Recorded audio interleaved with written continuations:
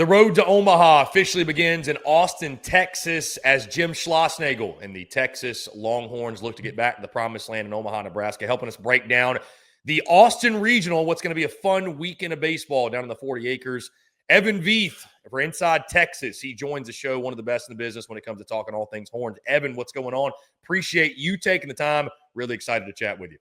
Yeah, thanks for inviting me. Thanks for getting my name right first try without any help. I get a lot of Vieth, so I really appreciate it. What's the normal pronunciation there? I normally I ask too, but I saw it in Vieth was just. Yeah, you got it. You killed it. That was it. Yeah. What do you normally get the pronunciation wise? Oh, I get Vieth, I get Vieth. Vieth, It's a lot of different things. Yeah, I think there was a pitcher that had a similar name to yours, believe it or not. So I don't know. It just came to me. Either way, we're off to a hot start. And speaking of hot, Texas, red hot this season. I know obviously they lose to Tennessee in the SEC tournament, whatever, but do win the regular season title, win it by 2 games, actually. It's been an incredible first year for Jim Schlossnagle down in the 40 acres and for a team that, I think by most accounts, or most people expect them to finish kind of middle of the pack of the conference. Again, they win the regular season title. Texas, the number 2 overall national seed, which I want to get your take on in just a second. But first things first, Evan, just how we got to this point, your thoughts on the Texas season as a whole, 42-12, 22-8, SEC regular season champions. It's been one heck of a year for you guys down there in Austin. Yeah, I think the last 10 games have soured some of the fans' mouths a little bit because you got swept by Arkansas. You lose the series at home to Florida, get out in the first game of the SEC tournament. In that game, you have your pitcher who's never started a game ever out doing Liam Doyle. You're thinking this game's over. You've already won, especially with Vieth coming in later. But still, overall, right before that Arkansas series, Texas was a good 5-6 games up on the SEC before that. Something you just don't see that with, after week 7 of the SEC season. So, of course, the Longhorns have way exceeded expectations. They were probably consensus like 7th or 8th team. I saw a lot coming into the season. So I think fans maybe are just kind of looking for that next win, that next big game that comes out of the regional and getting toward a super regional. But overall, you have to be happy with what Jim Schlossnagle's done down there in his first year. Evan, that said, again, it was a great season. The SEC tournament, it's not the end-all, be-all, but I've never been one that believes it means nothing like a lot of people want to paint it as. And I think we saw that, right? You look at Ole Miss, you look at Tennessee. That's a pair of teams that were on the fringe of hosting and earned hosting bids because of what they did in Hoover. I bring this up because you look at Vanderbilt, and Vanderbilt wins the SEC tournament, and the seeds come out on Monday. They are the number 1 overall national seed.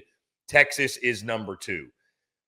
Thoughts on that? What was your reaction to the Horns not being the number 1 overall national seed? Because I hate to say I'm right in the middle. If it were up to me, I would have kept Texas as the number 1.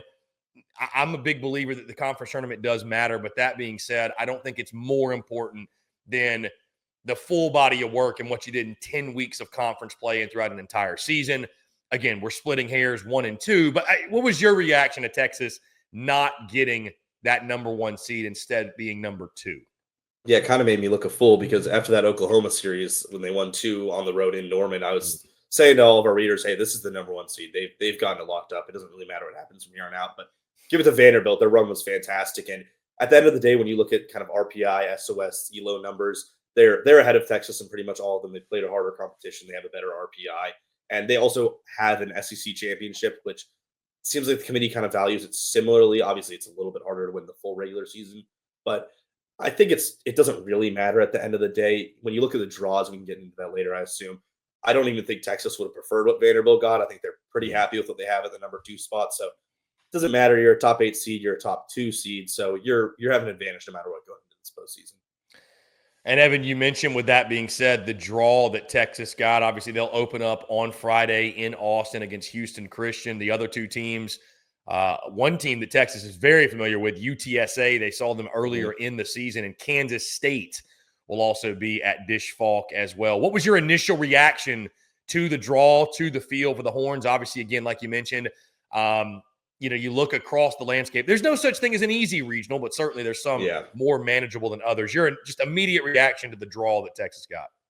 I think fans especially, I wasn't as concerned about it, but the UTSA game is definitely still in people's minds and not the favorite draw for a lot of people.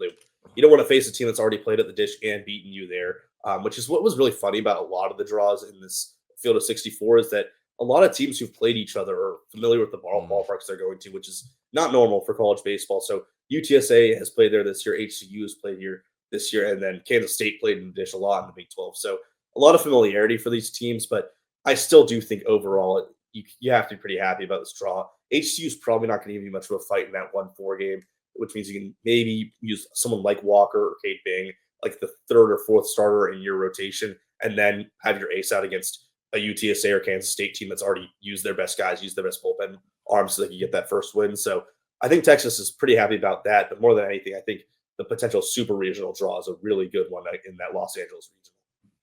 Yeah, it could be really interesting. Could get UCLA coming to Austin if the favorites pan out. I want to stick with Evan again, the regional draw as a whole. And I know you just touched on, obviously, some of the teams that Texas could potentially face off against. Obviously, UTSA beat them earlier in the season. When you look at the field, like you said, you like the draw. What are some things you like? What are some things that maybe concern you about what some of these other teams do? Like, I'm sure you guys have done your research in regards to a scouting report on each of these clubs. Anything jump out to you that, maybe gives you, again, a little bit of concern or just something that fans need to keep an eye on when it comes to these three other teams that are coming to the 40 acres? I do think the biggest concern for Texas in a draw was, are you going to get another team that can throw a similar level of pitching to you? Well, not a lot of teams can pitch the way that Texas does, but it's been a little worse the last 10 games. We'll go back to that number again. Volantis hasn't quite been this untouchable guy. You don't really have a second starter. You want that to be Rio Haas, but that's kind of iffy. So if they'd gotten a team where there's 2 really good starters and another 5 really good bullpen arms, you would have been very concerned, because can Texas score 7 runs on a team that pitches well? Maybe not. That's the problem. But UTSA is a fantastic hitting team. They're top 25 in RPI, but pitching is not where they made their money this year and how they blew through the American Athletic.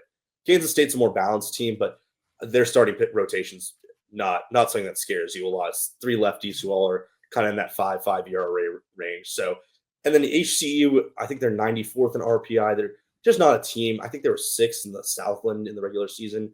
It's just not a team that you're that afraid of when you're playing that first matchup. Obviously, no wins are guaranteed in baseball, but it feels like you got a pretty easy 4-1 draw, and then you're not going to face any elite pitching in that second game. So overall, it seems like Texas has a pretty good shot of getting 2-0 very quickly, and then from there, you're up 2-0 as a top 2 seed in the country. You're pretty set to go to the Super Regional at that point. Evan, what do you expect Texas to do from a pitching standpoint? Obviously, things got a little bit more complicated when Jared Spencer went down for the season. And I think you also, that's compounded by, the end of season struggles by some guys that you mentioned. Obviously, Riojas, who got roughed up in his last few outings. We know some of the names, right? Grubbs, Volantis, Harrison. There's some others that have obviously contributed in big ways. But what do you expect? Has Jim Schlossnagle, Max Weiner, have they expressed their pitching plans, or what do you expect from them this weekend? Because I feel like that's a big question that a lot of people have about this Texas team, certainly going in the postseason. Yeah, we're going to get a chance to talk to Schloss for about 20 minutes tomorrow. It's not the hugest media availability window. They don't give you a lot here in Austin. But as for what I think will happen, it probably will be Walker again. He gave you a really good look against Tennessee. And if he's doing that against Tennessee, he can probably do it against HCU.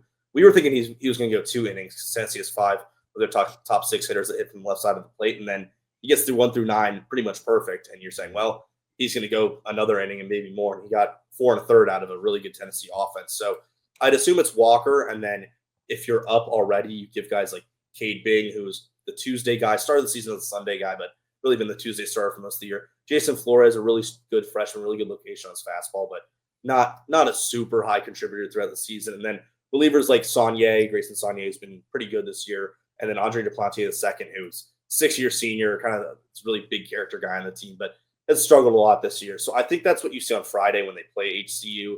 And obviously, like I said, no win is guaranteed. They're going to try to get the most out of their secondary guys in a game like that so that you play UTSA and Kansas State on Saturday, theoretically Saturday night. You've got the crowd behind you, a lot of high leverage situations. You can throw out Harrison, who's pitched pretty much every Saturday this year. I think you have 1 Friday game and a Thursday-Friday series. But you get him out there, you get him 5 innings, get 2 innings from Grubbs, and you have Volantis for another 2. That should be pretty unhittable for most teams that you're playing in that 2-3 seed area. So, like I said, that's a pretty good formula to win 2 games if your bats can at least keep up. But with the team probably being the healthiest it's been in offensively in a month, maybe 2, they're in a good spot momentum-wise for where they're going into. You mentioned again the regional this weekend. Texas with the 1:00 game on Friday, by the way. Jim Schlossnagle choosing to get the early game, get it out of the way, and get going. Key or keys this weekend? Listen, I know, Evan, obviously for baseball, it's pretty much the same every weekend. Pitch well, play good defense, situational hitting. We know the drill, but anything in particular for this Texas team you feel like they need to do at a high level this weekend? They're going to punch their ticket to the Super. Anything stand out to you specifically that the Horns need to do to lock down the regional victory? Yeah, I think on both sides of the ball, it's the ball to strike ratio, and that's something that Schlossnagle has always emphasized. Wiener does as well with his pitching staff, that they always have the longest at bats of any team in the country, whether it was him at TCU or A&M or Texas. So, kind of clawing your eyes out when you're seeing your best hitters take 2 strikes just to get the count deep. But when you're playing these staffs that aren't as deep in their own respects, and they don't have as many arms, especially for that second game, if you're playing UTSA or Kansas State, the winner of that maybe had to use 4 arms in their game before. So can you get these batters to take 5 pitches in that bat, maybe get a single or a walk out of it? You're not as much emphasizing the power numbers here, except for guys like Ballou and Rylan Galvan, who are 2 of the best hitters in the SEC. And then on the pitching side of things, what really cost the Longhorns against Arkansas and Florida was that they just weren't throwing strikes. And that's so uncharacteristic of a lot of these guys. Like Riojas in particular has been an awesome strike thrower, and he's just walked about 4 guys in his Arkansas appearance, which was only like 2-3 innings long. And if they're walking players, the bullpen really has to come in early, and that's not what you want. You want to be able to have 4 innings from Drubbs and Volantis when it matters most. So just getting the ball in the strike zone is super important for this team, and taking as many pitches as possible on the offensive side of things. Game might go 4 hours, but you'll probably win it if you're getting the better of both of those sides. Evan, expectations for the atmosphere at Dish Falk this weekend? I'd imagine it's going to be a madhouse. Yeah, it's the first time they have a chance to host a Super Regional since 22. So they didn't host last year, and it's this team is, or the fans have really been behind the team this year. I will give it the student section. I got the chance to sit in the student section for one game and did the Yeti Yard, which is this kind of left field, no ticket. You can bring in beer and hot dogs if you want area. It's a pretty fun environment out there, and the student fans especially have really been turning it up. I think they're embracing that SEC nature to it a little more, and the older people who have been season ticket holders for a while have always been there. So maybe that Friday 1 p.m. game, it's a bit of a snoozer. Schlossnagle did that so he could see what UTSA and Kansas State look like and not be distracted by his own game coming up. So maybe that Friday is going to not be as packed, but I think a Saturday night game, if they win on Friday, it's going to be electric there in the Dish, and you're hopefully going to hear Smokey get shot a lot. And whenever Texas is getting runs to, consecutively and hitting extra base hits, that skull chant that they do, the thing they stole from the Vikings, that I don't understand why they do it. It gets the fans going. So I think it's going to be a pretty good environment. Nothing like the box maybe down in Louisiana, but it should be one of the better ones that you'll see this weekend. It's going to be a lot of fun as Texas begins the path to Omaha, looking to get out to the promised land and have their shot at a national championship. Evan Vieth of Inside Texas does a fantastic job covering all things Horns. Evan, let folks know where they can check out all your work. Yeah, you can follow me on Twitter at Evan Vieth. My last name is Vieth. Inside Texas is where I write at it. I have a lot of articles that you can just read for free. I do some that are behind a paywall where you'd have to subscribe to our stuff, but mostly you can find me tweeting at Evan Vieth on Twitter. Inside Texas is where I write. So thank y'all for letting me on, and really appreciate it, Chris. Yeah, Evan, appreciate you taking the time. We'll definitely do it again soon. Yes, sir.